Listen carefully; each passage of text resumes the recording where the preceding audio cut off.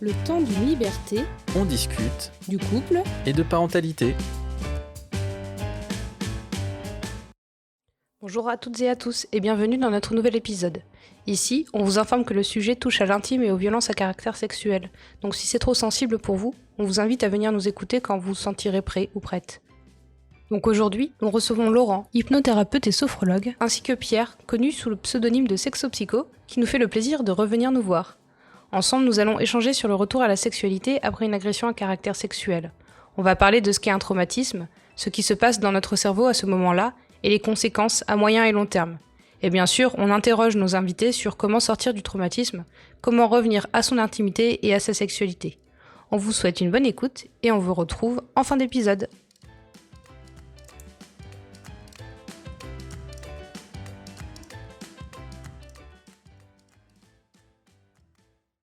Bonjour Laurent. Bonjour. Bonjour Pierre. Bonjour. Bonjour Marie. Bonjour. Et bonjour Noah. Bonjour.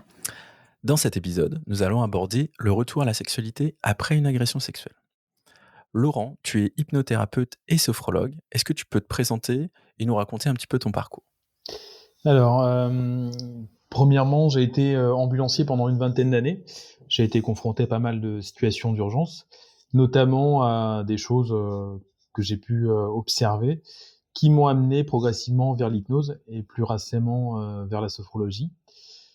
J'ai également été formé, accompagné par SVS 44, c'est Stop aux violences sexuelles du 44 à Nantes. Et j'ai également suivi une formation en sophrologie sur la santé sexuelle. C'est vraiment un sujet qui m'intéresse, notamment dans le traumatisme, parce que j'accompagne beaucoup de personnes traumatisées et notamment les traumas sexuels. Ok, et donc du coup, dans le cadre de ton activité, c'est quelque chose que tu rencontres assez fréquemment Alors depuis que je suis arrivé dans les Deux-Sèvres, oui, un peu plus que dans le 44, effectivement.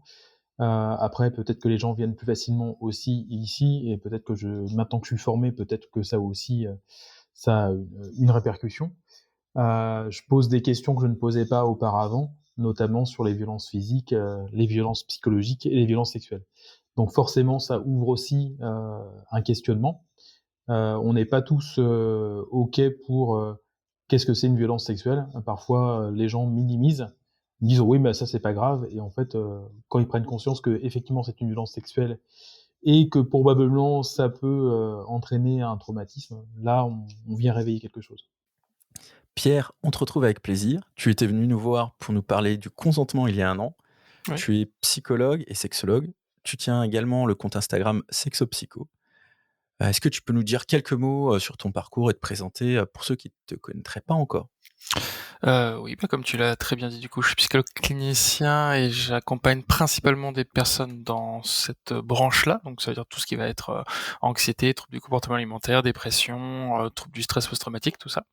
Et donc, forcément, ce sont souvent des pathologies qui sont en comorbidité avec on va dire des expériences de vie, des accidents de vie, et donc ça va être principalement en cabinet libéral, mais ça peut être aussi en institution.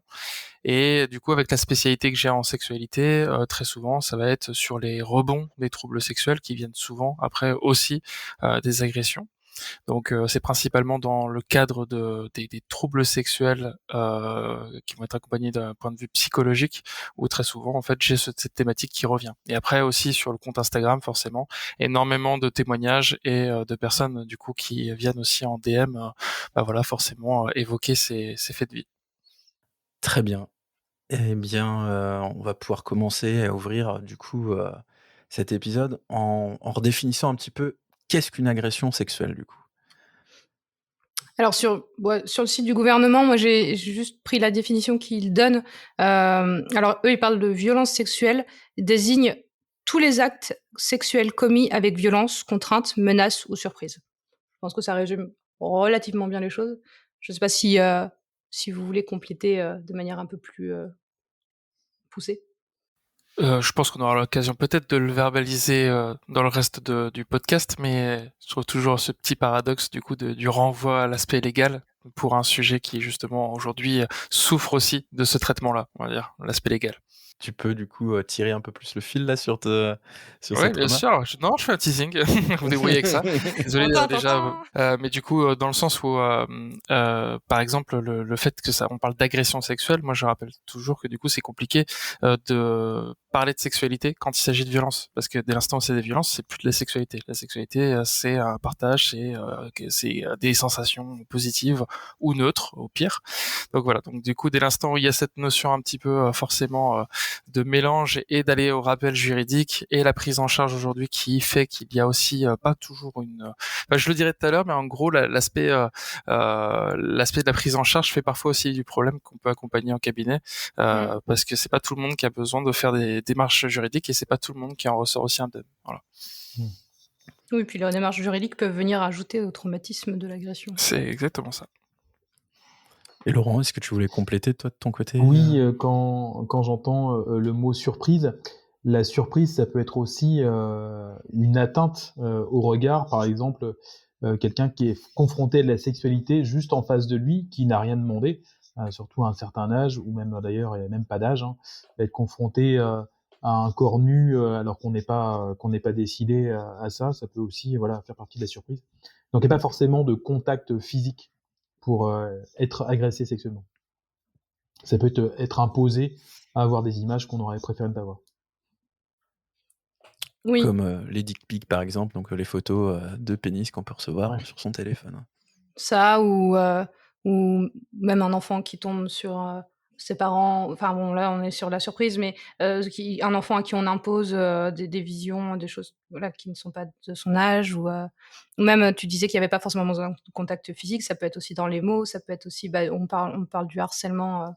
Voilà, le harcèlement à caractère sexuel, c'est pas forcément avec contact physique, ça peut être avec des remarques déplacées et insistantes, lourdes et ça peut être traumatique selon la manière dont c'est fait, enfin vécu aussi au final et atteindre l'intimité, le corps et enfin je sais pas, vous avez peut-être vu en thérapie des personnes qui étaient ou dont l'intimité était impactée par ce genre de choses, même s'il n'y avait pas eu de contact physique dans la violence à caractère sexuel. Parfois, un regard peut déshabiller un corps, et ça peut être très Mm. très très mal vécu.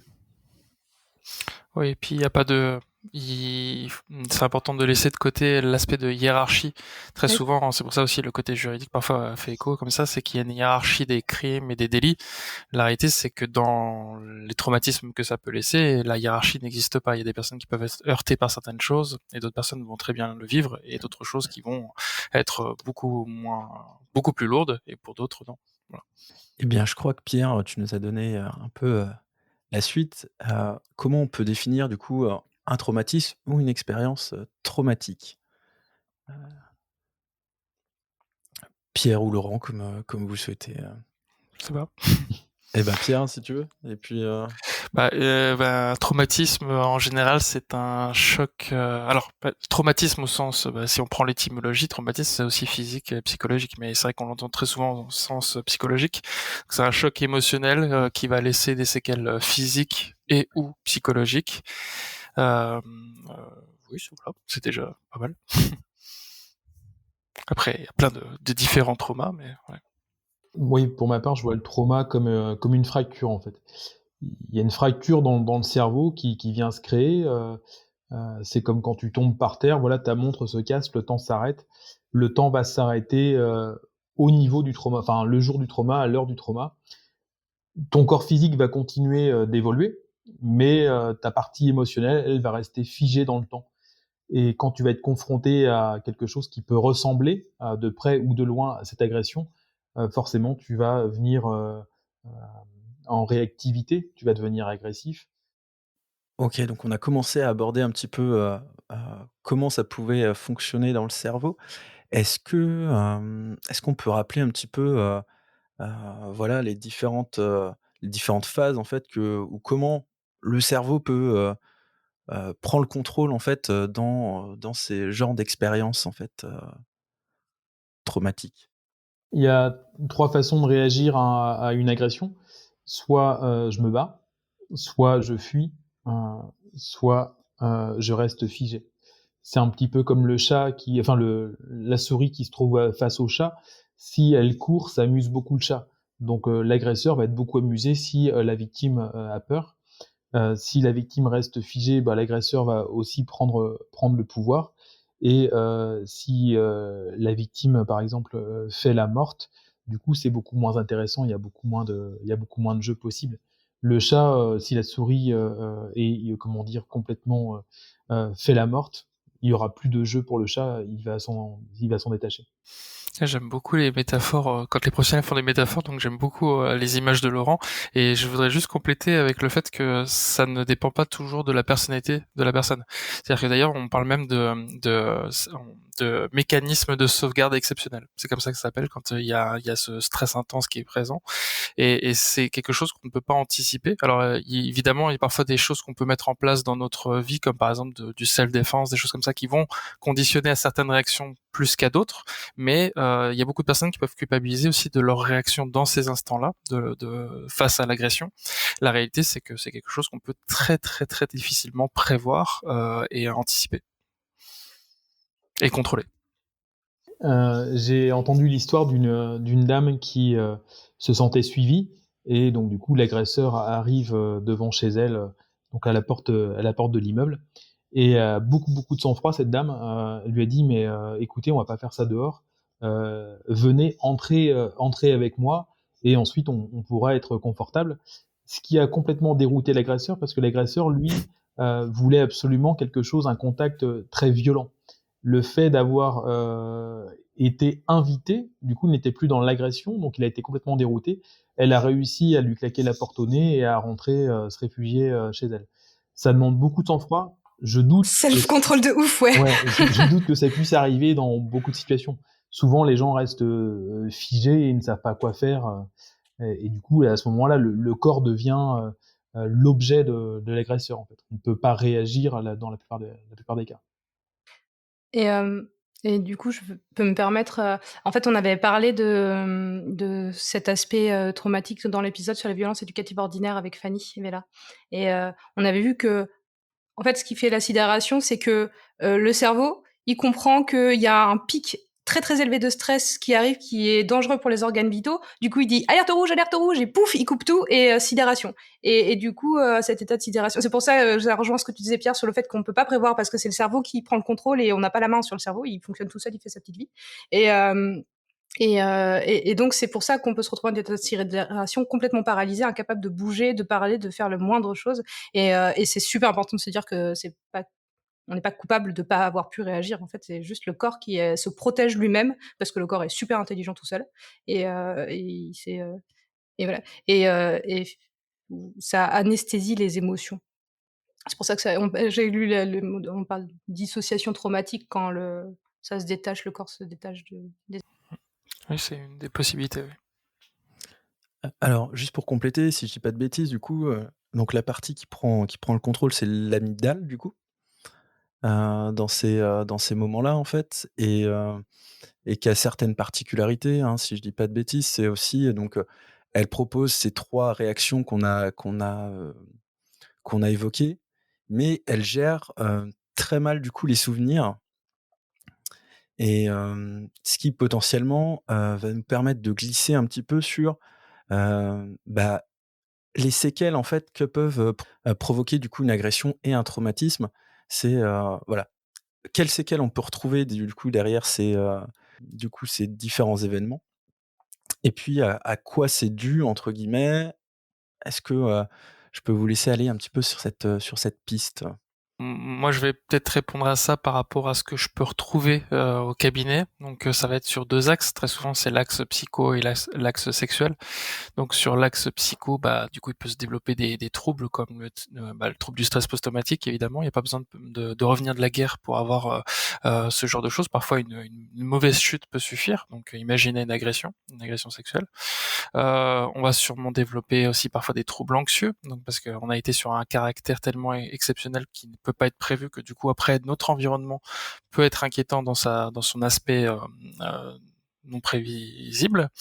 l'aspect de dépression aussi, puisque mine de rien, on a aussi beaucoup de choses qui vont être mis en question, beaucoup de rumination, de pensées automatiques, l'image de soi qui va peut-être être déflatée parce que du coup, on aura aussi cette adhésion à une étiquette de victime, mais qui parfois va être aussi quelque chose qu'on va à la fois repousser et en même temps vouloir revendiquer. L'aspect social il joue beaucoup. Il y a des personnes autour qui vont soit nous fustiger, soit ne pas nous écouter, soit au contraire vouloir absolument nous faire vivre les choses d'une certaine façon. Et après sur l'aspect sexuel, du coup, plusieurs troubles sexuels, des douleurs, des pertes de l'appropriation de son intimité. Voilà, il peut avoir des conséquences en troubles sexuels. Il peut très bien avoir des vaginismes, des choses comme ça, sans forcément on soit sur encore une fois sur un aspect peut-être physique immédiat. Il peut avoir une agression non physique, mais que le corps ait quand même du coup des séquelles malgré tout. De la même façon que par exemple si vous avez quelqu'un vous fait peur très fort, après vous pouvez avoir des courbatures dans les jours d'après. C'est un peu pareil pour les agressions. Parfois on peut avoir des somatisations physiques même s'il n'y a pas eu atteinte directe. Pierre, est-ce que tu peux redéfinir ce qu'est le stress post-traumatique et comment ça peut se présenter dans la vie de tous les jours, entre guillemets, en termes de symptômes? De troubles du stress post-traumatique, très souvent, il faut un certain temps pour le diagnostiquer. Alors c'est important parce que du coup, il y a des personnes, par exemple, elles ont 2 jours après l'agression, ont encore des réviviscences et on va leur dire bon, ils ont sûrement un TSPT. Alors la réalité, c'est que il faut un certain temps. J'hésite toujours, je sais jamais si c'est 3 mois ou 6 mois. J'ai un gros doute là-dessus. Mais du coup, il me semble que c'est 3 mois. Et en fait, la personne va avoir des réviviscences, donc de la situation, des pensées automatiques par rapport à ça, de la somatisation. Alors ça dépend aussi des personnes, évidemment. La personne va être en hypervigilance la plupart du temps. Ça va être, il y a le bruit, le micro-ondes arrive j'ai lancé mes pattes pendant 2 minutes, ça sonne, j'ai un sursaut. Voilà, ça va être beaucoup en fait finalement de situations qui montrent qu'on n'est pas passé à autre chose. Il va aussi parfois avoir des hypersomnies ou des insomnies, plus souvent des insomnies. Il va aussi avoir des pertes d'intérêt, alors des symptômes qui sont assez proches finalement de ce qu'on retrouve dans la dépression, des pertes d'intérêt pour les choses pour lesquelles on avait de l'intérêt d'habitude. Parfois, ça va être aussi des peurs qui vont se poser sur des activités habituelles comme sortir de chez soi, aller faire ses courses, rencontrer des amis. Voilà, ça va être souvent ça, un petit peu tous ces symptômes-là, ces signes qui peuvent s'observer. En général, il laisse peu de doute quand on l'a. Voilà. Il y a aussi, je pense, un aspect ultra important concernant l'autodestruction qui arrive avec le syndrome de stress post-traumatique et en réaction, en séquelles au traumatisme, avec C'est-à-dire, des comportements déviants, des mises en danger, des, où du coup, son corps, sa vie n'a plus le même, enfin, ou alors parce qu'on veut que ça s'arrête, ou enfin, voilà. Alors effectivement, il y a parfois des comportements qui sont inappropriés. On peut retrouver après une agression sexuelle une hypersexualisation justement, une mise en danger. J'ai rencontré beaucoup de femmes dans ce goût-là qui rentrent en séance et qui sont dans un rapport de séduction très très fort et qui dans leur histoire racontent qu'elles prennent beaucoup de risques. Elles se mettent en danger régulièrement parce que c'est ce qu'elles connaissent et c'est ce qui est entre guillemets rassurant parce que c'est la seule chose qui est reconnue par le cerveau traumatisé entre guillemets toujours. Est-ce que ça complète ce que tu voulais dire, Marie? Ouais, j'allais parler un tout petit peu de moi pour compléter en disant que j'ai été violée quand j'avais 18 ans et l'année qui a suivi ça, j'ai vraiment, je fais n'importe quoi. Je couchais avec n'importe qui, n'importe quand, alors que je n'aimais pas ça, j'avais mal même. Et c'était vraiment, il a fallu que je parte de l'endroit où j'habitais, que je déménage et que je change d'études et que je change de vie complètement pour réussir à me reconstruire et à arrêter ces comportements déviants et à refaire un parcours. Et c'est vrai que ça a été, je pense, il y a eu, enfin, il peut y avoir des points de rupture très violents dont on fait pas forcément le lien tout de suite aussi. C'est après coup, avec le recul, on se dit ah mais oui, mais c'est pour ça. Et c'est hyper, d'autant plus enfin, je me mets à la place des femmes, des hommes et des personnes qui subissent des violences sexuelles et qui vivent ce genre de séquelles traumatiques. Et c'est très culpabilisant d'être dans ce schéma-là pour soi-même, en se disant j'ai été violée, mais en fait je me mets en danger et ça peut m'arriver encore, et du coup je tire pas de leçon de ce qui s'est passé et je suis débile ou quoi. Et en fait, et c'est en ça que je dis que c'est culpabilisant et qu'il faut être aussi bienveillant avec soi-même. Enfin, c'est pas facile parce qu'on est dedans, mais je me dis que si je l'avais entendu peut-être à ce moment-là, j'aurais. Mais voilà, je me dis que c'est bien de pouvoir le dire et de l'entendre pour les personnes qui sont sur ce parcours-là. Tu parlais de culpabilisation.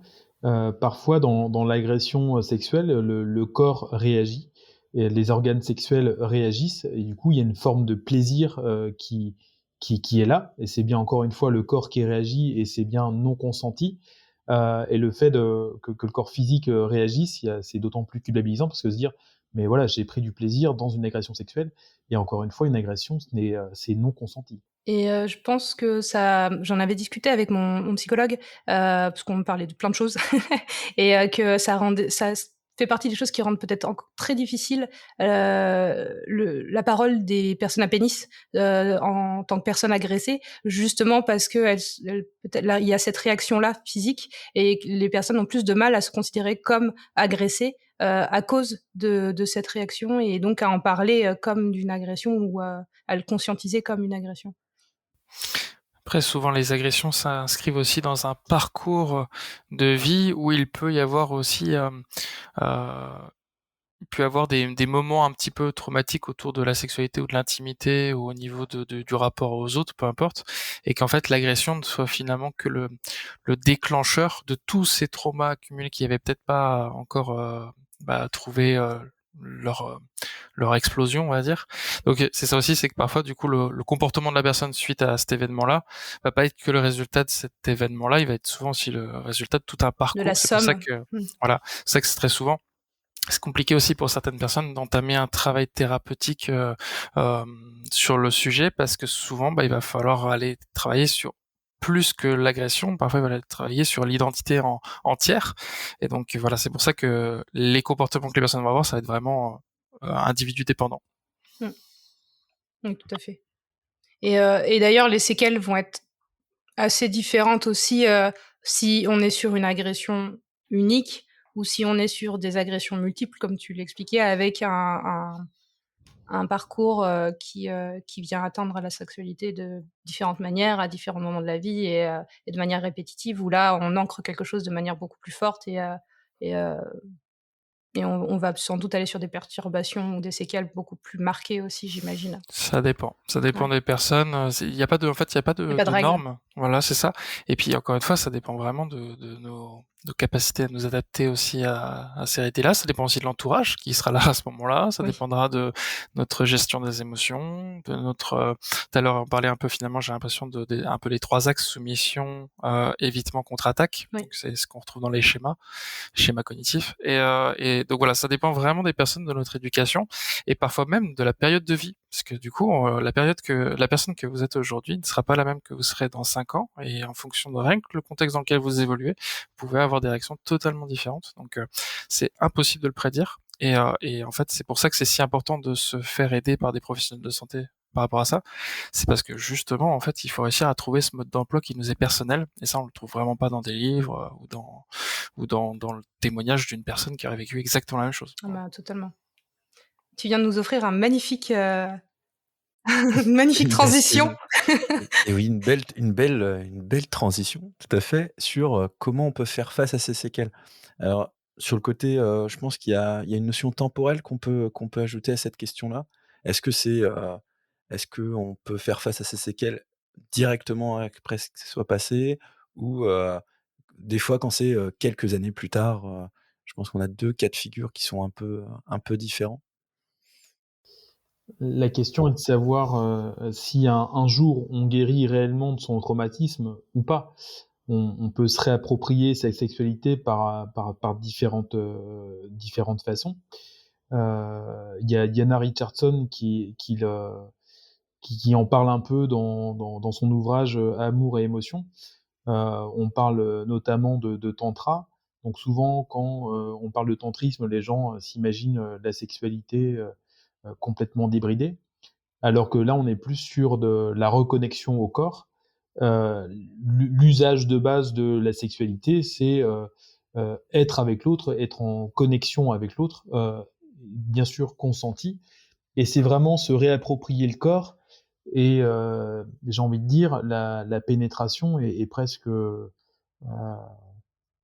inutile, parce que du coup, il y a vraiment une vraie connexion. Il y a une connexion dans le regard, une connexion dans le toucher. Et je pense que ça peut être un bon axe pour retrouver sa sexualité, en tout cas, euh, retrouver confiance en l'autre. Mais il faut déjà se reprendre confiance en soi avant de pouvoir se livrer à une autre personne. C'est vraiment un lâcher-prise hyper important. Et du coup, sur tous les aspects qu'on a évoqués, avant, surtout sur le côté psyché, en fait, avec le trouble du stress, post-traumatique, hem, si, si j'ai bien compris dans mes lectures, le but du jeu étant de le «faire disparaître» entre guillemets, le réduire le plus possible. Sachant on peut pas le faire, disparaître complètement. Je sais pas, Pierre, toi, est-ce que tu peux nous aiguiller un petit peu sur cette question? Alors, euh, je veux pas déformer les propos de Laurent si c'est pas exactement ce que vous avez voulu dire. Mais du coup, effectivement, le fait que ça reste dans notre parcours de vie pour toujours, ça fera toujours un peu partie finalement de l'identité, ça fait partie de notre parcours, mais comme les choses positives de la vie de tous les jours aussi. Par contre, la réalité, c'est qu'on peut sortir des symptômes qu'on a eu évidemment. Donc c'est pour ça que je le présente souvent comme un peu une boucle. C'est-à-dire qu'en fait le stress de manière générale ou l'anxiété, enfin voilà, c'est un point fixe que vous avez quelque part, que vous rencontrez et qui va se manifester par des attaques de panique, de la survigilance, des pensées intrusives, peu importe. Et en fait vous avez une petite boucle qui va se créer autour de ce point-là. C'est-à-dire que du coup si la boucle est toute petite, bah vous allez peut-être passer parfois 10 minutes avant d'avoir à nouveau une pensée intrusive, avant d'avoir tout de suite des séquelles, des douleurs, tout ça.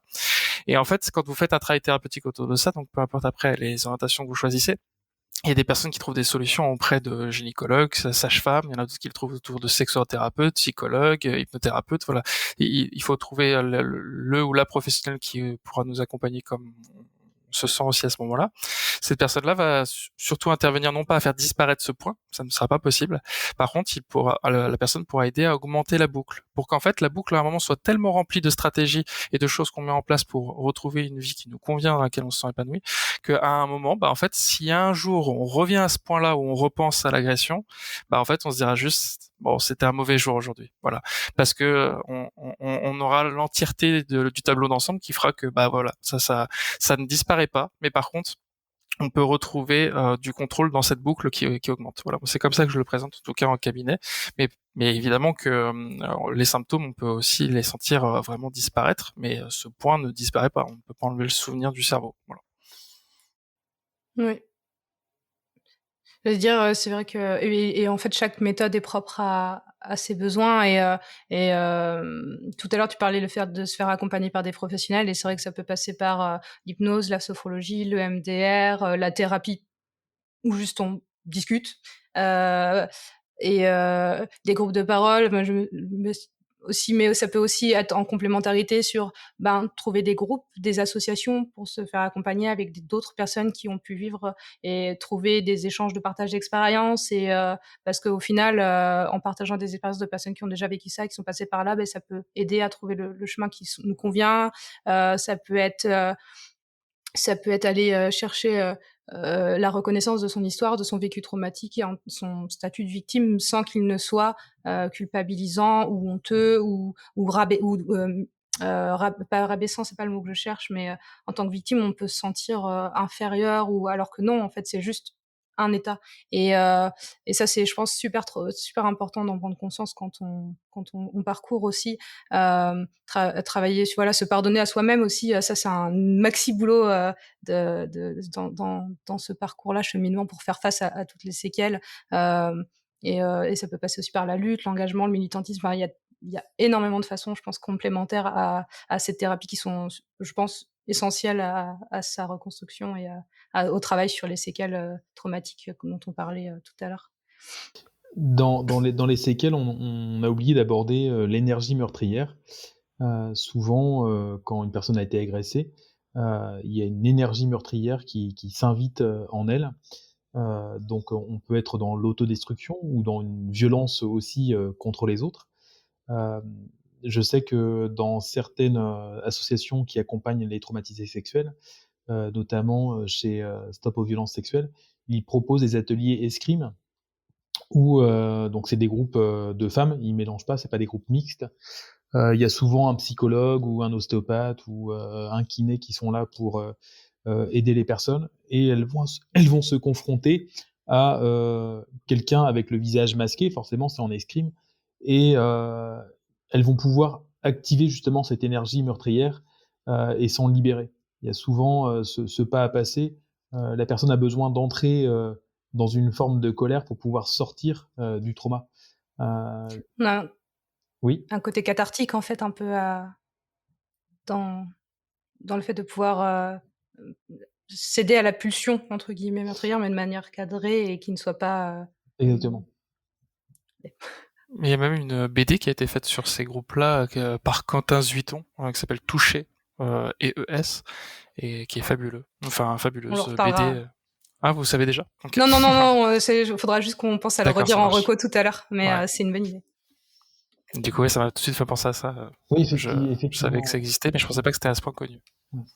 Juste pour revenir sur la prise en charge, entre guillemets, à quel moment ça semble opportun en fait de se faire prendre en charge sur est-ce que je sais pas, je subis une agression aujourd'hui, est-ce que demain venir consulter un thérapeute, ça peut être quelque chose de bénéfique ou est-ce qu'il faut laisser un peu de temps?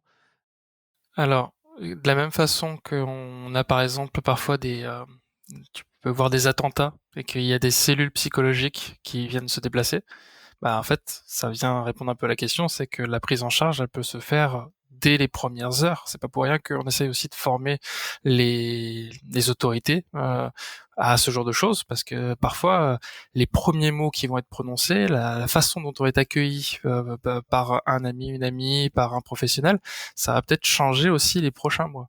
Donc les premières heures, elles sont aussi importantes que la prise en charge qui va se faire dans 3 mois. Mais par contre, il y a beaucoup de personnes qui se disent bah ça fait trop longtemps, je vais pas faire un suivi maintenant. Et c'est là où plutôt il faut vraiment insister sur le fait que il est jamais trop tard, on n'est jamais trop curieux quand il s'agit de sa santé mentale. Et c'est pour ça que du coup en fait il n'y a pas de bonne ou de mauvaise situation. Il y a vraiment l'important c'est de trouver le ou la bonne professionnelle qui nous conviendra, ne pas hésiter à changer aussi quand on n'est pas face à la personne qui nous convient encore. Voilà, donc la question de la temporalité, moi là-dessus, je dirais, on est toujours légitime. Même il y a des fois, on a fait un suivi, on est déjà au clair avec ça, puis 2 ans plus tard, on se dit, oh, est-ce que j'y retournerai? Bah oui, oui, il faut pas hésiter. Voilà, c'est important. Quitte à faire, on fera qu'une séance, ça se trouve, on se rendra compte que, bah non, en fait, ça m'a servi à rien, j'étais déjà bien. Bon, bah super, très bien. On n'est jamais trop curieux. Je pense que quand ça pourrit la vie, c'est que c'est important d'aller rencontrer quelqu'un. La thérapie, c'est pas forcément quelque chose de très long. Faut un peu voir la thérapie comme une station essence. Si j'ai besoin de faire un long voyage, bah, je vais faire le plein. Et peut-être que je vais besoin de faire le plein régulièrement pour pouvoir, avant de devenir autonome. Et à un moment, j'explique à mon thérapeute, voilà, là j'ai fait le plein, je pense que je suis autonome, j'ai des petits trajets à faire, je reviendrai quand je serai disponible. Et il peut se passer plusieurs mois, voire plusieurs années, avant que la personne ressente le besoin de se dire, ah ok, là il y a un coup de moins bien, peut-être que ça revient. Et comme disait Pierre, des fois il suffit juste d'une séance pour pouvoir remettre sur les rails et se dire, ah ok, c'est bon, je viens valider en fait que je vais bien. Des fois c'est ça.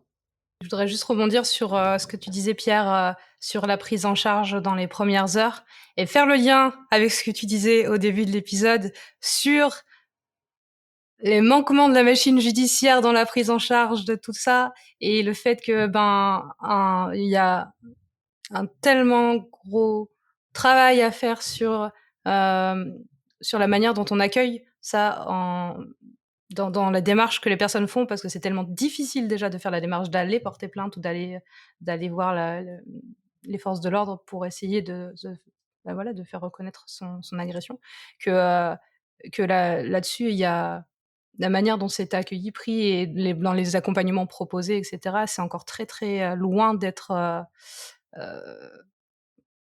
j'allais dire à la hauteur des besoins qui sont présents aujourd'hui. Et je pense que si là-dessus ça avançait, il y aurait sans doute des traumatismes. Enfin, en tout cas, un espace de confiance qui se créerait davantage, peut-être plus de liberté de parole, de possibilité d'y aller et de sécurité au final derrière. Disons que j'entends très souvent des papis, des mamies dire que quand ils voient la télé-réalité, ils se disent que c'est la jeunesse d'aujourd'hui.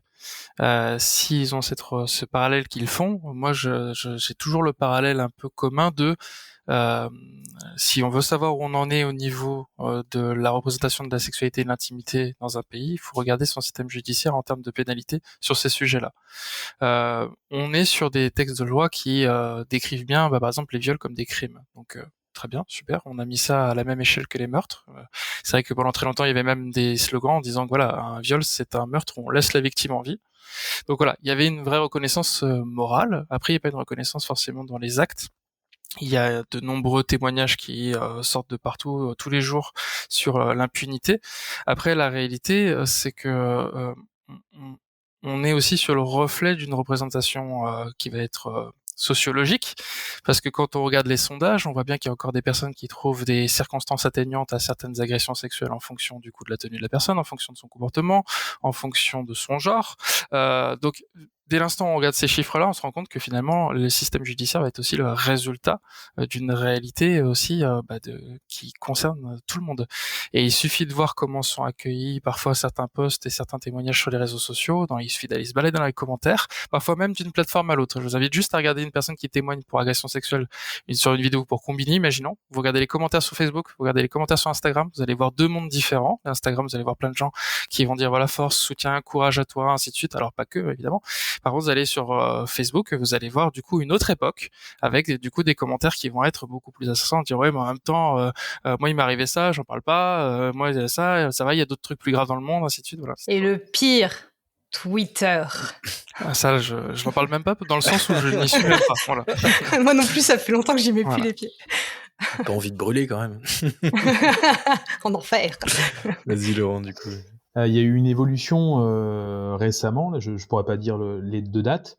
Le fait d'être alcoolisé et d'agresser sexuellement quelqu'un, c'est une circonstance aggravante maintenant. Avant, c'était une circonstance atténuante, maintenant, c'est devenu une circonstance aggravante. Donc, je pense qu'il y a une réelle évolution aussi là-dedans, de se dire, waouh, je suis responsable même si je suis alcoolisé. Oui. Alors oui, dans les textes maintenant, quand on voit les chiffres statistiques qui montrent le nombre de plaintes qui sont vraiment prises ou reçues ou qui vont jusqu'au bout et le nombre de condamnations qui aboutissent, qui est ridicule. Mais ça reflète effectivement l'aspect sociologique dont on parlait Pierre tout à l'heure, et même j'allais rajouter au-delà des circonstances atténuantes qu'on peut trouver, etc. aux agresseurs, même juste déjà en questionnant le consentement. Et même dans les générations jeunes aujourd'hui, c'est encore loin, loin, loin d'être acquis. Il y a encore un chantier, mais astronomique, sur déjà, ça va, elle a pas dit oui, mais enfin, elle a pas dit non non plus. Ah oui, mais enfin, c'est pas qui ne dit mot consent, ça ne marche pas cette expression, elle est pas vraie en fait. Et du coup, ça montre bien le problème sociologique qui vient se refléter, comme tu disais, sur le problème judiciaire qui est présent aujourd'hui dans notre pays en tout cas. Je pense qu'il y a aussi, notre rôle en tant que thérapeute, je pense que c'est aussi de faire de l'éducation sexuelle. Je recevais récemment un jeune homme de 16 ans qui vient et qui commence à discuter. Et il me dit, bah voilà, j'ai une copine, j'aimerais avoir des rapports sexuels avec elle, mais je sais pas trop comment faire. Donc là, on a vraiment parlé de consentement, de toutes ces choses. Et donc on parle préservatif, on parle protection, on parle aussi à approche de la sexualité, consentement et tout ça. Et là, il me dit, mais mes parents me parlent pas de ça. Dès que j'en parle, ils fuient le sujet, ils veulent pas. De toute façon, c'est pas avant 18 ans. Je pense que c'est dangereux justement de pas parler de sexualité avec ses enfants parce que c'est les comment dire les condamner entre guillemets à se retrouver dans des endroits pas hyper cool pour une première fois. Vaut mieux avoir un gamin qui a une boîte de préservatifs à disposition, qui s'en sert ou qui s'en sert pas, qui puisse le faire dans un lieu sécurisant que se retrouver comme ça dans un parc dans des toilettes un peu sales, enfin je sais pas, une boîte de nuit par exemple. Les mathématiques et la physique quantique sont des variables qui changent tous les jours. Il faut absolument mettre à jour nos connaissances et tout ça. Donc les mathématiques, c'est assez fixe. On a des choses qu'on sait, ça ne bouge pas, il faut les connaître. Et la physique quantique, ce sont des choses où en fait on n'en saisit pas encore totalement le sens, mais on est en train de se rapprocher de formules. Bah en fait là, je suis pas en train de parler de physique quantique et de mathématiques, je suis en train de parler de sexualité. Et c'est donc la sexualité est aussi une science. C'est d'ailleurs ça porte le nom de sexologie. Et que du coup en fait que ça soit qu'on puisse imaginer que ce soit les parents qui puissent éduquer leurs enfants à ça, c'est souvent d'ailleurs ce à quoi renvoie l'école. Hein. L'école disait oui, bah en même temps ils ont des parents aussi ces enfants par rapport à ça. Mais la réalité c'est qu'on n'imaginerait pas dire bon bah les parents ils savent faire des additions, des soustractions. Donc, il y a un moment, voilà. Bah, la sexualité c'est pareil. C'est-à-dire que il n'y a pas une façon de le faire, donc du coup on ne peut pas éduquer de cette façon, mais par contre il y a cette pluralité d'avoir les bases en physique quantique pour savoir après pour l'utiliser. Donc l'école qui renvoie aux parents, les parents qui renvoient à l'école, et puis après du coup l'école renvoie ça du coup après à des personnes extérieures, ce qui fait que après on n'a pas les mêmes sujets d'un établissement à un autre, alors que du coup on va tous avoir l'Empire byzantin en quatrième en histoire, il y a pas de souci, on l'a celui-là, tout le monde l'a, on s'en souvient pas du tout mais tout le monde l'a. Par contre avoir un tronc commun d'informations qui voilà, on est au clair avec ça, parce qu'on dit nul n'est censé ignorer la loi, mais c'est ça aussi, c'est que les textes de loi sont écrits, mais bon, qui les respecte à 100% dans toutes les lignes qu'il existe, bah, pour un parcours aussi scolaire, ce serait important qu'il y ait nul n'est censé ignorer son cours de sexologie. Mais sache que normalement, il est censé y avoir 21 heures dédiées à l'éducation affective et sexuelle des adolescents, donc au collège-lycée, et que les rapports de nous toutes de l'année dernière avaient analysé que sur les 21 heures, en moyenne par élève, il y avait 3 heures de réaliser. Voilà. Donc l'éducation, voilà, les manquements, ils sont Et là alors, aussi. ouais, c'est Ouais. même dès la maternelle en fait que Oui, oui. la vie affective et la santé sexuelle va être abordée. Alors on voit bien hein, qu'il y a des soucis là-dessus, hein, que là le planning familial a même pas entamé une action sur ce sujet-là pour bah, pouvoir accéder plus facilement aussi aux établissements et proposer des choses plus pertinentes, parce qu'on voit bien que bah, éduquer, c'est aussi réduire pas mal de comportements «déviants» entre guillemets, quoi. Souvent j'ai cette conversation avec les ados que je reçois, de leur dire mais concrètement vous en savez plus sur la reproduction des plantes que sur la reproduction des humains. Et en aucun cas ils veulent devenir botanistes, hein, ils veulent juste avoir des rapports consentis et protégés. C'est magnifique, j'adore ces métaphores. Pierre, tu voulais Alors, rajouter? là, c'est aussi encore en lien avec finalement les textes et l'application sur le terrain. C'est aussi la question du budget qui est alloué à ça. Mais je sais bien. C'est-à-dire que du coup, on est sur quelque chose qui ne va pas générer de profit. Je donne deux exemples. Par exemple, je suis des comptes Instagram sur la sexualité et j'entends une personne qui intervient en milieu scolaire sur la sexualité et je sais que ce compte-là va être problématique dans sa communication parce qu'on est sur quelqu'un qui est pas du tout formé, qui aura très très vite la limite de ses connaissances. Après, je vois aussi mon frère qui est prof d'histoire géographie au collège et qui me dit il a une intervention sur les questions de sexualité, de genre et d'orientation sexuelle. Et il a dit, mais en fait, il m'a répété ce que le monsieur avait dit ou ce qu'il avait répondu aux questions. Et j'entendais qu'il y avait vraiment des aberrations. Mais même lui, en tant que prof d'histoire, qui est pas trop sensibilisé à ça, il l'avait repéré. Il m'a dit, mais là, c'est voilà. Et à chaque fois, moi, la question que je me posait sur Instagram, c'est pourquoi toi, tu fais pas des interventions au milieu scolaire. Et du coup, moi, la réponse qu'il se donne, c'est que là, je m'occupe de patients en cabinet et que du coup, si je quitte mon cabinet, il faut forcément, bah, du coup, me proposer aussi un budget pour aller faire cette intervention. Sauf que du coup, il faudrait presque que la sexologie, la sexualité, les personnes en parlent quand ils se sentent à l'aise avec ça. C'est-à-dire que comme si on parlait avec notre bonne copine qui L'éducation par les voilà, pairs. c'est ça. La C'est la réalité, patate encore une chaude, fois, hein. c'est C'est ça, une vraie patate exactement. chaude Donc c'est pour qui ça la question du budget est aussi très important. Voilà. Oui. Bah oui, oui, parce qu'on travaille. Enfin, c'est beau le bénévolat, mais il y a un moment donné où si l'État ne permet pas que ça soit possible, on peut pas. Non, je suis d'accord avec toi, ça reste un métier et si on veut le faire bien et correctement et ben, comme tout métier, il y a une reconnaissance de la valeur de ce qu'on fait et elle passe aussi par le salaire qu'on peut lui donner et bref, c'est un autre sujet qui est très intéressant aussi, mais mais je te rejoins totalement. On peut juste faire appel, donc si les gens veulent se renseigner un peu plus sur ces questions-là, on a fait un épisode autour de l'éducation sexuelle, hem, sur notre première saison, Oui. avec pas mal de livres en référence aussi, et de contes, de quoi bien étayer le sujet. Avec le petit illustré de l'intimité avec leurs 4 volets qui sont plutôt très pertinents là-dessus. Et le livre de Charline pour les ados aussi qu'on pourra reciter en fin Exactement, d'épisode. ouais, tout à fait.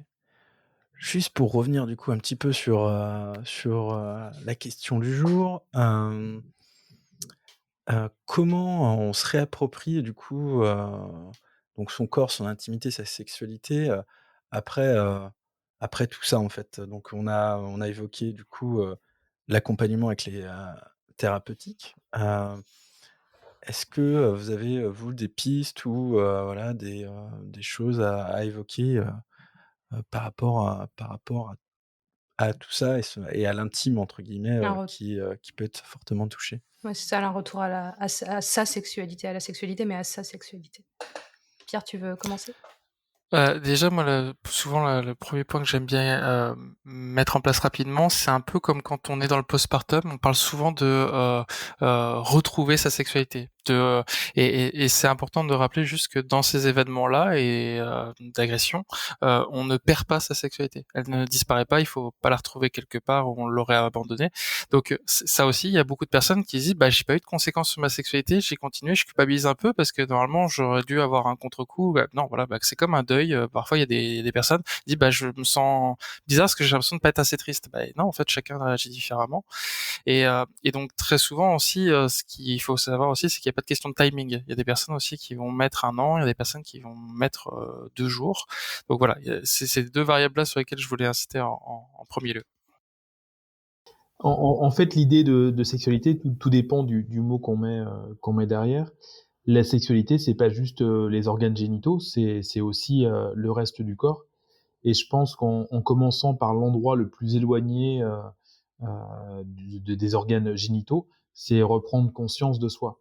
Quand on est dans le trauma, on est vraiment figé dans la tête et c'est vraiment le mental qui va régir, tout le reste du corps. On peut aussi se diriger, voilà, alors, la sophrologie est très bien pour ça parce que du coup, juste avec, des lectures du corps, on part des pieds, on remonte jusque dans la tête, on est vraiment dans la sensation du corps. On peut vraiment revenir, s'installer dans son corps déjà et progressivement venir s'installer dans son bassin osseux, son bassin musculaire, reprendre contact avec son périnée, que ça soit homme ou femme parce que les garçons aussi ont un périnée, même si tout le monde ne le sait pas. C'est de retrouver contact avec soi et c'est vraiment y aller en douceur.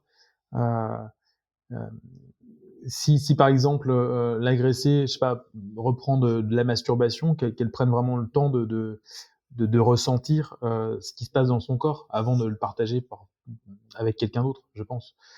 Euh, Après, voilà, il y a des gens qui vont le partager à deux parce que c'est plus simple d'être touché que de se toucher soi. C'est encore un sujet qui peut être aussi tabou dans beaucoup de familles. C'est la masturbation, c'est quelque chose de sale, ok, ou pas.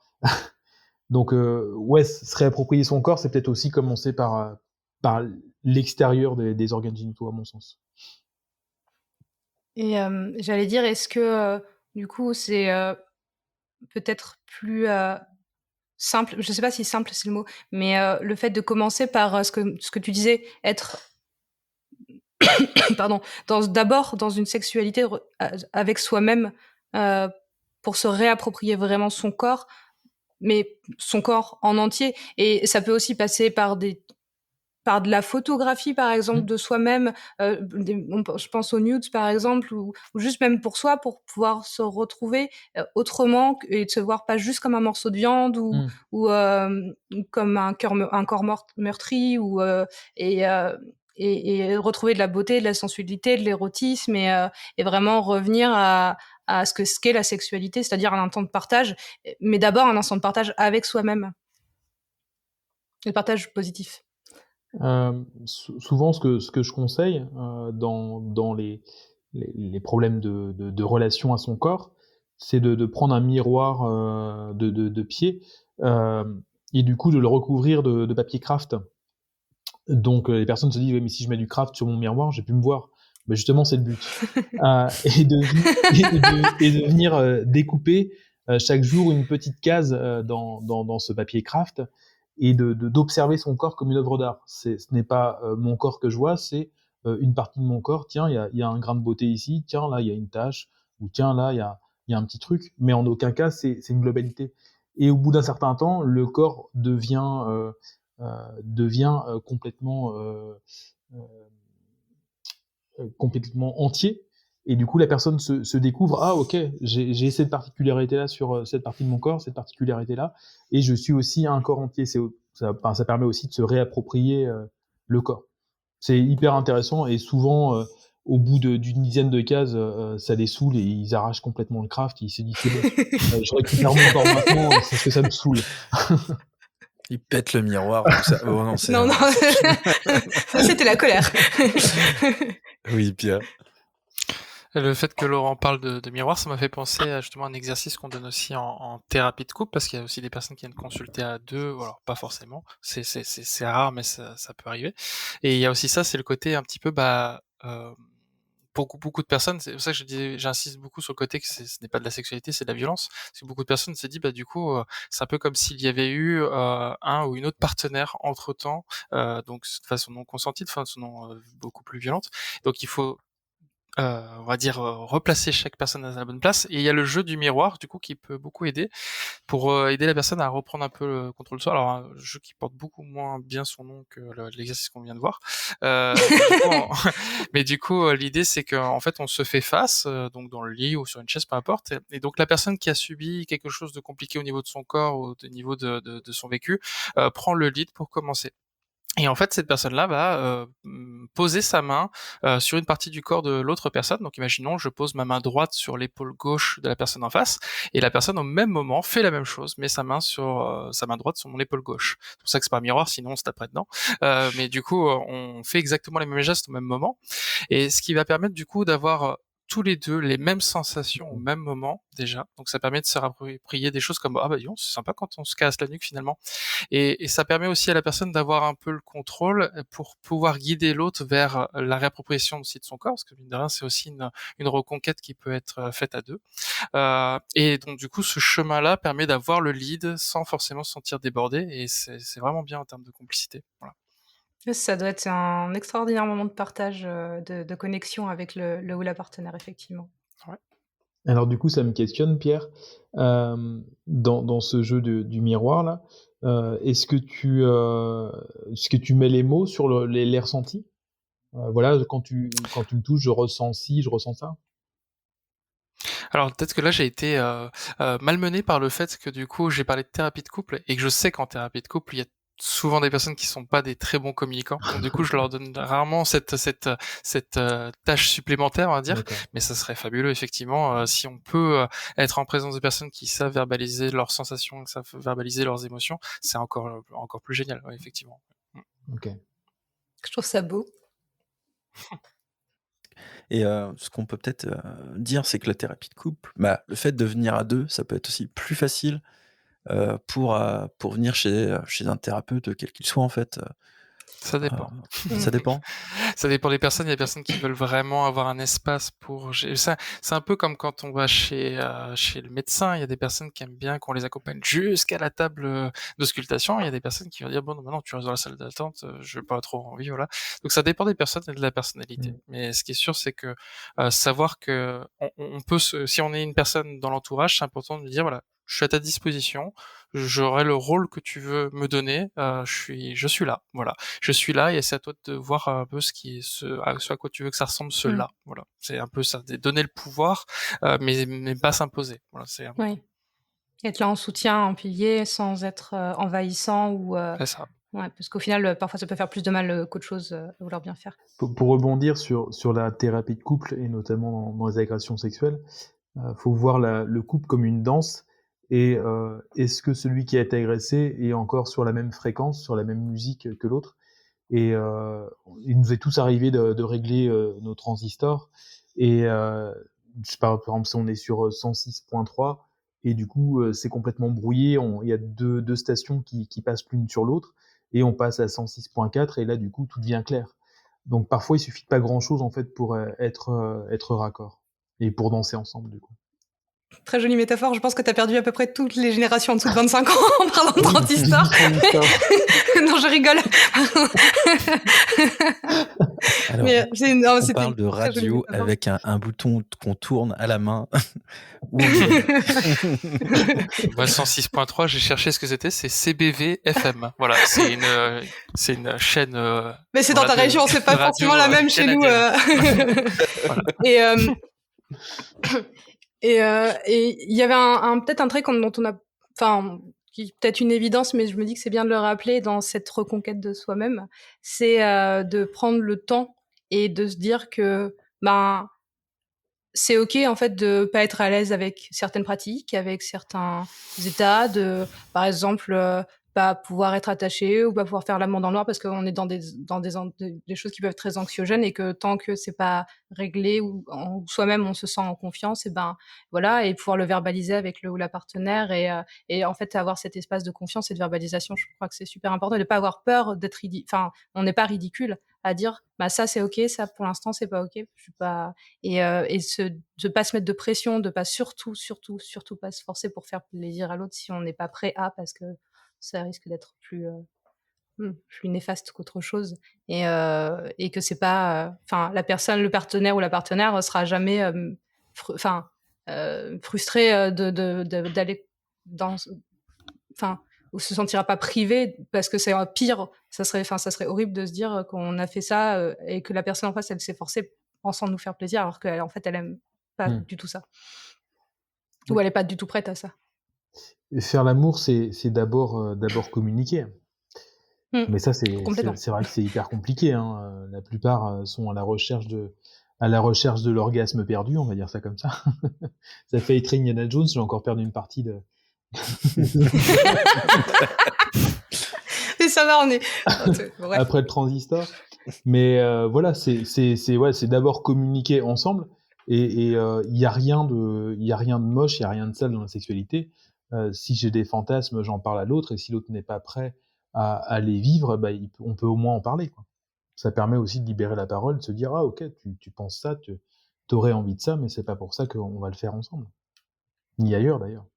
Et tout à l'heure, tu parlais du tantrisme, que moi je relie beaucoup au slow sex, mais les deux sont très corrélés l'un avec l'autre. Et je trouve que c'est effectivement un moyen très chouette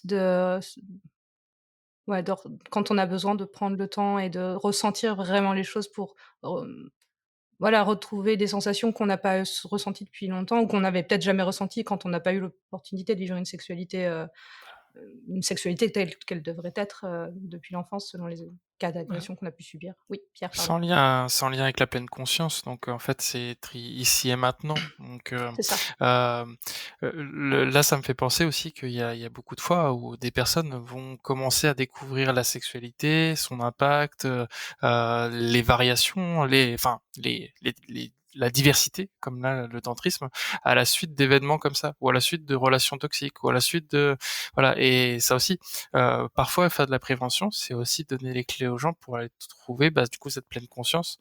Euh, euh, le problème, c'est on parlait tout à l'heure de faire des questions sexuelles aussi aux jeunes garçons, ainsi de suite, et voilà.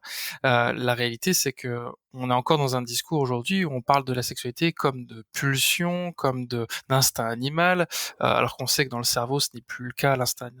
Enfin, le besoin primaire de la sexualité n'existe plus dans le cerveau. Les besoins primaires, c'est boire, manger et affection. Voilà. Donc ça veut dire que ça prend même pas cette forme forcément sexuelle. Donc on est sur un rapport social, on est sur un rapport physique, et de la même façon qu'on n'a pas besoin tout de suite là, il faut absolument que je cours, il faut pas non plus absolument que je viole une personne. Ça ne peut pas être expliqué comme ça. Voilà. Je pense que c'est bien de le préciser. Merci. Important. Ouais, merci. Non mais c'est vrai que. Non, mais après, sur le côté, c'est vrai qu'on a parlé un petit peu de l'entourage, on a commencé à l'aborder. On a abordé sur l'accueil de la parole aussi. Est-ce qu'on peut revenir un petit peu sur, en tant que, voilà, en tant qu'entourage, quel qu'il soit entre guillemets, comment on peut, être dans un accompagnement bénéfique, pour une personne qui a subi une agression, sexuelle du coup? Est-ce qu'on peut être, déjà dans un accompagnement bénéfique ou pas? L'écoute, est, hyper importante et savoir écouter, c'est parfois aussi, savoir se taire et juste, les silences peuvent être, comment dire, beaucoup plus importants que les mots. Nous n'avons pas vécu ce que l'autre a vécu en face, donc accueillir, ce qu'il dit et c'est OK et en fait, c'est juste venir, valider, «Ah OK, tu as vécu ça, comme ci, tu as vécu ça, comme ça». Effectivement, ça doit être difficile, mais il y a pas besoin d'aller s'excuser de quoi que ce soit par rapport à ce que l'autre a vécu et pas trouver de solution surtout Ouais. parce que c'est pas il y a pas à solutionner, c'est à la personne de trouver ses propres solutions et bien sûr C'est ça. qu'on l'accompagne, mais on va pas lui dire: «Ah, faut que tu fasses ci, faut que tu fasses ça», comme dans le cas de la dépression où beaucoup trop de gens disent: «Mais secoue-toi», mais la personne ne peut pas se secouer, c'est pas possible. C'est c'est trop dur. Oui. Ça manque d'énergie. On propose, et la personne disposera. Voilà. Oui. Exactement. Oui, c'est ça, en fait, parfois, on a juste besoin d'être que la parole qu'on a à dire soit accueillie et que, et on sait que la personne à qui on parle va pas avoir de solution à proposer et c'est pas ce qu'on cherche. On juste être écouté, entendu et que ça soit pas minimisé, banalisé ou pire, pas cru, mais que juste ça soit là, que les mots puissent être posés et que derrière, ben, on est assez grand, enfin, on sait, on peut savoir aller chercher des solutions nous-mêmes et on n'attend pas de l'entourage alors, on attend juste de l'entourage une présence en fait simple, Mmh. Et avec de l'amour, de l'affection et puis du on te Mmh. croit. oui, bah, oui, on te croit effectivement. Et c'est vrai qu'il y a aussi un réflexe souvent quand il y a des personnes qui vont pas bien autour de nous, on se dit voilà, «Oh bah, je vais lui faire ou lui proposer ce qui me ferait du bien à moi». Et en fait, Mmh. c'est souvent la base de ça peut donner des bonnes idées, mais c'est bien aussi parfois d'essayer de se décentrer un tout petit peu de ça et de se dire, «Est-ce que j'ai bien pensé à me renseigner auprès de cette personne de ce dont elle avait besoin? Est-ce que je lui ai bien demandé?» Parce qu'en fait, parfois, on peut, par exemple, moi, je sais que si j'ai passé une mauvaise journée, un câlin et ça va si on me fait un câlin, je vais tout de suite aller beaucoup mieux. Je pense que, la personne avec qui je vis, si elle a passé une mauvaise journée, si je lui dis: «Bah, je vais faire ce que moi ça me fait du bien, je vais lui faire un câlin», je pense que je vais finir avec un cocard. Donc faut plutôt demander, dis voilà, est-ce que tu, et peut-être, voir un peu, faire des propositions. Est-ce que tu aimerais que, par exemple, ce soir on sorte? Est-ce que tu aimerais plutôt que, bah, je te laisse tranquille? Est-ce que tu voilà. On peut aussi poser ces questions-là, directement et même si la personne répond: «Je sais pas», bah, on peut très bien lui dire: «Bon, bah, en tout cas, il y a tous ces scénarios-là, à ton signal, on fait ce que tu veux, il y a Mmh. pas de souci», voilà.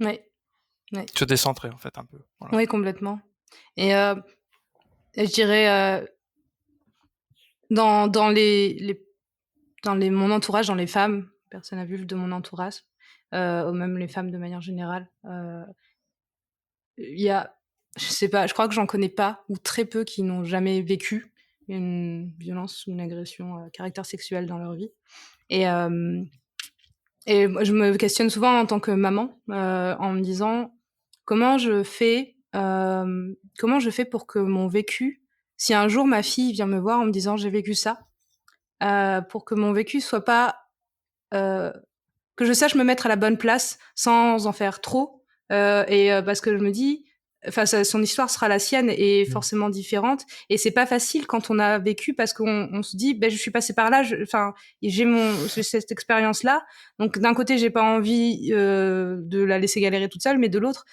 bah, c'est pas la même personne. C'est une personne unique, autre et qui aura son propre vécu, sa propre expérience et du coup, de savoir se dire à quel point je peux partager ou pas et enfin voilà je trouve que en tant que parent c'est difficile aussi dans l'entourage qu'on peut proposer à ses enfants sur ce genre de traumatisme. Oui, Si jamais ça devait, arriver, ce que je ne te souhaite pas, oui, non plus. c'est de dire, «Ah OK, tu as vécu, cette chose-là», donc tu prends le temps d'écouter bien sûr Et après, voilà, j'ai vécu une histoire similaire. Est-ce que tu as besoin que je te parle de mon expérience ? C'est une proposition. Après, elle prend pas. Oui, évidemment. Et après, il y a peut-être aussi voir la chose un peu en systémie, c'est que si jamais alors je sais pas comment le dire avec les bons mots, mais en gros, s'il faut en arriver à un événement comme ça pour que tu te sentes légitime de lui partager ton vécu. Ah oui, non, alors oui, bien sûr que Voilà. non. Non, alors je suis totalement pour le coup de l'expérience familiale, de l'héritage et tout ça que j'ai pu vivre, c'est quelque chose, je me dis, jamais je mettrai de tabou ou de Ok. non-dit sur ces choses-là, parce c'est vers ça que je c'est le voulais sac à un peu- dos dans le sac à dos dans le sac à dos, et j'ai pas envie de leur transmettre cet héritage-là Parce de que- non-dit. Et parce que voilà, ouais, c'est non, mais pas- je suis totalement d'accord. S'il y a une personne qui voudrait peut-être le cacher, ça serait plus les bourreaux. Et c'est vrai que du coup, ça aussi, dès l'instant où on ne culpabilise pas davantage le vécu des victimes, on fait pas de victim shaming, il y aura peut-être plus de chances pour qu'aussi il y ait de moins en moins de bourreaux. On va dire. Oui, de Voilà. fait. Voilà. Et juste pour rebondir sur ça, ça me fait penser un peu à moi, à mon expérience personnelle, mais plutôt sur le sens éducation, du coup, sur le fait de nommer, par exemple, les organes sexuels des enfants par leur vrai nom, pour aussi limiter le côté non dit, zone où on n'a pas trop le droit d'en parler, et donc du coup, qui peut aussi être un facteur facilitant pour le secret de ce genre de choses quand ça se passe aussi chez des enfants en général. Moi, je sais que c'est quelque chose que j'ai plutôt mis en place. Alors des fois, pas forcément compris de tous, mais parler d'une vulve quand on a une vulve et d'un pénis quand on a un pénis, ça aussi, ça normalise aussi le fait que on a des organes génitaux et qui sont bien présents, quoi. Du coup, Ouais. c'est un petit peu le principe de sexualiser. On parle beaucoup le fait qu'on sexualise le corps des femmes, du coup dans la mode, dans les films, dans les séries, tout ça. Et on oublie aussi qu'on peut parfois aussi sexualiser tous les corps du fait d'effectivement de ne pas oser utiliser les bons mots. Sauf que du coup, ce qui devrait sexualiser un corps, c'est du coup dès l'instant où ce corps est mis en action dans une dynamique sexuelle volontaire et consentie, ça dans un contexte donné. Mais après, du coup, viendra les concepts un peu de pudeur. Il y a des personnes qui aiment montrer leur nombril, il y en a d'autres qui n'aiment pas le montrer, il y en a d'autres qui sont à l'aise face, je sais pas, des nombrils, les autres non, voilà, ainsi de suite. Donc ça sera plutôt après.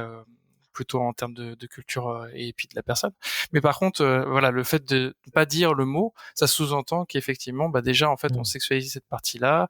Et moi, je vois même des conséquences parfois encore plus loin. Comme par exemple, je reçois alors beaucoup, non pas énormément, mais quand même, c'est assez nombreux pour pouvoir le noter. Beaucoup de mères, par exemple, qui viennent avec des phobies d'impulsion. Moi, je reçois principalement des mères pour ce sujet, mais je suis presque sûr qu'il y a aussi des pères qui, par exemple, se disent, du coup, il y a des fois, je donne le bain, et puis en fait, rien que le fait d'avoir eu à nettoyer les parties génitales de mon enfant, j'ai eu des pensées qui sont venues, et c'est ce qu'on appelle des phobies d'impulsion. C'est que si je pense à ça, ça veut dire que peut-être je vais agresser sexuellement après mon enfant, si je l'ai considéré de cette façon-là, ainsi de suite, voilà. Et en fait, cette personne-là, je lui explique que c'est pas le cheminement d'une personne qui agresse d'autres personnes, d'avoir un recul à ce point-là. Et surtout, voilà, c'est un mécanisme, c'est un peu comme quand vous êtes en voiture et que vous dites, tiens, ça ferait quoi si je donne un coup de volant? Tout le monde a déjà eu cette pensée, mais vous êtes passé à autre chose. Voilà. Quand on a une phobie d'impulsion, c'est qu'on bloque sur cette pensée. Ça veut pas dire qu'on va le faire. Et donc, tout ça pour dire que le fait d'avoir autant ce discours-là aussi sur les parties génitales, parfois ça peut même créer des situations où les personnes sont en phobie d'agression, en phobie de leur comportement, d'aller soit parler avec des personnes, soit de parler de sexualité, parce qu'en fait ils se sentent eux dans un potentiel, mais en fait qui ne leur appartient pas. Ça appartient plutôt à quel point on les a brimés. Voilà.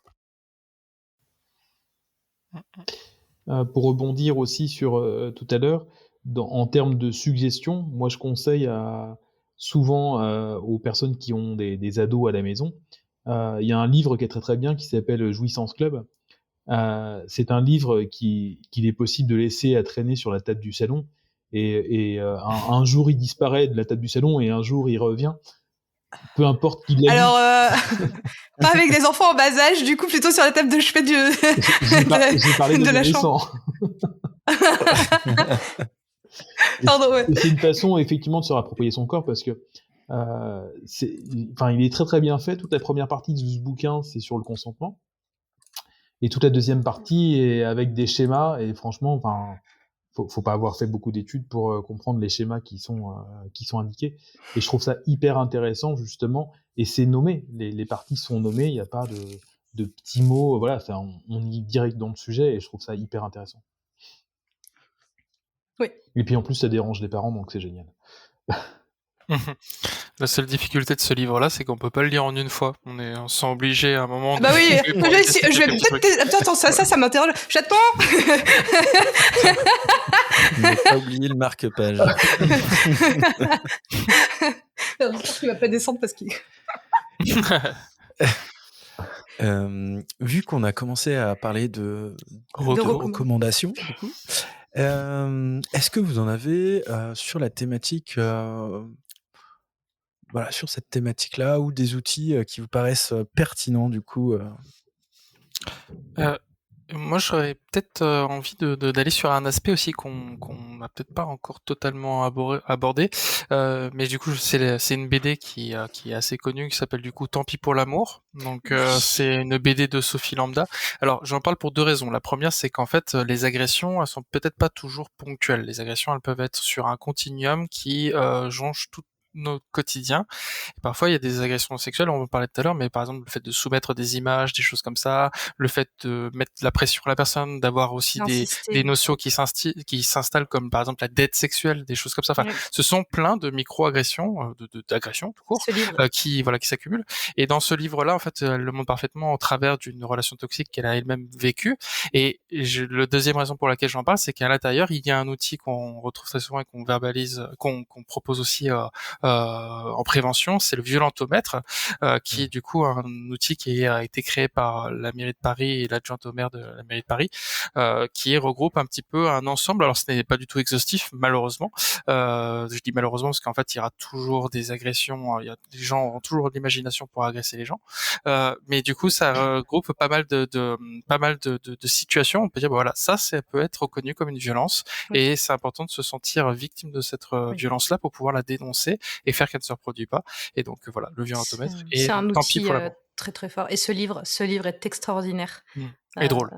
Ouais, et il est très très bien documenté. En plus, elle a fait des recherches à partir de son vécu d'expérience, et qui viennent du coup vraiment donner un apport théorique en plus à la fin. Et vraiment, je recommande aussi cette lecture de fou. Laurent, je sais pas si toi, tu avais des recos que tu voulais faire. Si, justement, je suis dessus. Donc, moi, je conseille régulièrement aux personnes agressées Amour et émotion. Ça va permettre de remettre un petit peu l'émotion dans le contexte de l'amour et de la sexualité. Donc, c'est Diana Richardson qui l'a écrit avec Michael Richardson.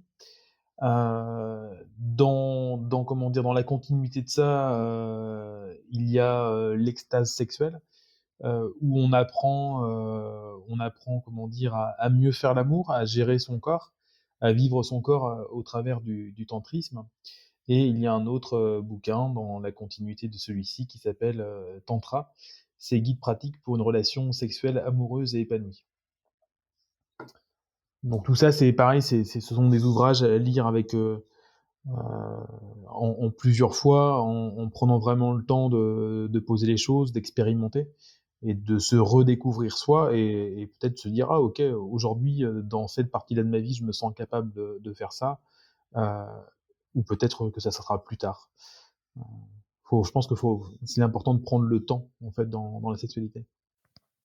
Complètement. Moi, je voulais, en termes de recommandations, un petit bouquin qui s'appelle Le trauma, quelque chose étrange, de Steve Hens et de Sophie Standing, qui est assez intéressant parce qu'il reprend en fait les mécanismes du coup du trauma de manière assez simple et en même temps assez complexe, assez riche plutôt, avec pas mal de références. Et je trouve que c'est une bonne entrée, alors je sais pas si pour la personne agressée, ou en tout cas pour l'entourage, pour comprendre un petit peu le comment ça fonctionne, et voilà, pourquoi on se retrouve aussi dans cette situation ou dans ce type de réaction par rapport à tel ou tel événement. Hem, je voulais rappeler le numéro, il y a un numéro d'écoute et d'orientation, le 39 19, violence femmes info aussi qui, permet, voilà de pouvoir appeler et de pouvoir être un peu orienté sur, bah, on est face à une situation, voilà, on a quelqu'un qui donne des personnes qui sont formées et qui peuvent nous guider. Et puis, on a parlé tout à l'heure un peu des déclarations, en gendarmerie ou en police, en commissariat en tout cas, des fois que c'était un peu difficile. Vous Maintenant, il est possible de le faire en ligne, à travers un chat, en fait, qui permet voilà, de, pas défricher, mais d'avoir un premier contact en tout cas et avec des personnes aussi qui sont formées. On vous mettra le lien, c'est, parce que ça doit être, de mémoire, service, public.fr/CMI, hem, mais on vous remettra le lien et qui vous permet, voilà, d'avoir contact avec des personnes qui sont formées et qui permettent de prendre une première déposition qui sera forcément à compléter derrière, mais, ça permet un premier pas, en fait, aussi vers l'accueil de cette agression. Moi, je voulais rajouter 3 petits titres. Donc, Je jouis comme je suis, guide pour une sexualité féminine épanouie d'Emilie Nagoski. Ensuite, on en a déjà parlé de cette autrice dans nos épisodes, L'intelligence intime, libérez votre désir et inventerez votre sexualité de Margot Fried-Fillosa. Non. Mais son travail, son compte Instagram de manière générale d'ailleurs, est assez chouette aussi à suivre. Il y a des posts assez sympas autour de la sexualité, de l'intimité voilà. Et le dernier, ça s'appelle L'ordre de nos cicatrices, se libérer et se reconstruire après des violences sexuelles, d'Ania Tsai. Voilà. On mettra bien sûr les liens, comme d'habitude, en disponibilité. Laurent, tu voulais rajouter quelque chose? Oui, je pense à un autre ouvrage qui s'appelle La prophétie de la femme médecine. C'est un roman. Ça parle d'une jeune femme de 17 ans qui est un peu malmenée par son compagnon, qui va rencontrer un chaman. Donc ça se passe en Amérique du Sud, qui va rencontrer un chaman qui va l'éduquer justement à l'énergie sexuelle, et elle va rencontrer aussi des curanderas, des femmes qui vont l'initier à la sexualité. Et c'est vraiment un ouvrage qui est vraiment hyper intéressant. Beaucoup de femmes qui l'ont lu, qui viennent en séance, me disent mais il s'est passé quelque chose en moi. Donc je pense que ce roman est hyper intéressant aussi dans le développement de ce que c'est devenir une femme. Merci. Pierre, tu... Non, c'était juste pour répéter un peu les ouvrages qui ont été dits Oui, aussi au cours de très bien. l'émission. Il y avait Quentin Zuiton, du coup, Touché, mais du coup, voilà, la bande dessinée. Et puis après, du coup, je me l'étais noté, mais je l'ai pas encore verbalisé. Mais il y a aussi le fait que parfois la reprise de sa sexualité, la réappropriation, pardon, de sa sexualité, ça passe souvent aussi par l'éducation, parfois même l'éducation sexuelle tardive, ça marche aussi. Tu parlais du livre de Charline Vermont tout à l'heure, donc Orgasme et moi, 100 questions que vos enfants vont vous poser. Moi, je mets au défi un adulte de 20 à 40 ans de lire ce livre-là et de ne pas apprendre au moins une chose. Voilà, ça serait quasiment impossible. Alors je dis 100 questions, mais je crois il y a une réédition 120 questions, donc qui sera encore plus complet, et donc voilà, donc du coup ça peut passer aussi par ces choses-là, et donc presque plus que des livres que je pourrais conseiller sur les agressions, ce serait aussi des livres sur la sexualité, alors dite positive, même si moi j'aime pas trop cette expression-là, parce que la sexualité, si c'est pas positif, c'est pas bon signe. Voilà. Mais du coup voilà, donc du coup après il y a plein de livres qui peuvent aider là-dessus. Donc tu parlais beaucoup des comptes Instagram. Aujourd'hui, pour moi, le pôle d'information de sexualité le plus fort en France, il se joue sur Instagram. Donc tapez sexualité ou sexologie dans les hashtags et vous trouverez des comptes merveilleux. Dont le tien d'ailleurs. Non. Mais comme par exemple, je pense par exemple à Mister Rose, je pense à My Dear Vagina qui permet de se faire son corps, le cul nu qui peut faire beaucoup de bien, Camille Parle Sexe qui est vraiment excellente dans son domaine. Voilà. Donc ça peut être aussi parfois, si on n'est pas très Wikipédia aussi qui font des choses assez chouettes. Il y a Orgasme et moi, évidemment, on a parlé de son livre, mais évidemment son compte Insta. Il y a le compte de Léa aussi, Léa.butine. Léa Butine, ouais. Excellent compte Instagram. Personne formidable avec laquelle je vis. Ça, c'est pour éviter le câlin cocard tout à l'heure. Oui. Alors, je suis pas maltraité. Je me doute. Et on peut redonner les titres des petites illustrés de l'intimité de Mathilde et Tiffaine qui sont tous les 4 assez chouettes et qui il y en a un sur le pénis et tous les organes, enfin ce qui se passe autour du pénis, un sur la vulve et tout ce qui se passe autour, et puis Sur après les formes de sur famille. les formes de famille, et le dernier, il est sorti le dernier? Eh ben non, le C'est dernier ça, est il est en là. cours. Ouais. Le financement participatif Ouais. vient juste de terminer et qui s'adresse plutôt aux ados du coup. Ouais, et là, on va parler de tout une bonne partie de dont on a parlé ce soir aussi, en partie, et puis du consentement. Et voilà, il y a plein de choses chouettes. Et on parlait d'éducation et d'importance de l'éducation tout à l'heure. Ça passe. Voilà. Eh bien, du coup, merci à tous de nous avoir écoutés jusqu'au bout. Merci Pierre, merci Laurent. Merci. D'avoir accepté cette invitation. Et puis, on espère que vous avez passé un bon moment. Oui. C'était super. Bonne soirée. Merci. Et donc, si cet épisode t'a plu, n'hésite pas à liker, à le partager sur les réseaux ou à le faire écouter à ton entourage aussi. En attendant, on vous souhaite une bonne fin de journée.